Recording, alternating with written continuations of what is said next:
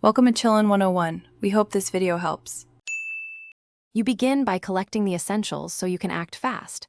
Open Business Manager, copy the ad account ID, and note the suspension reason shown in Policy Manager.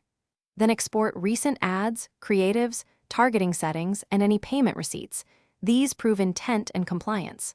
Once done, draft a concise appeal summary describing the exact actions you took and why the ad complied with policies.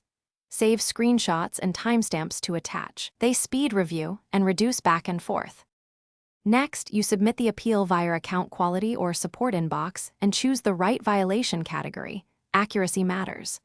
Upload your evidence, screenshots, billing receipts, creative files, and an edit history, so reviewers see context. In the message, clearly state the corrective steps you already implemented and reference the exact policy language to show understanding. Keep sentences short and factual. This helps reviewers quickly validate your claims and speeds up the reinstatement decision. Finally, you track the case closely and respond promptly to any clarification requests. Timeliness improves outcomes. If your appeal is denied, don't panic. Ask for escalation and submit additional evidence showing fixes or removal of problematic creatives. Make sure to document every change so you can show a pattern of compliance.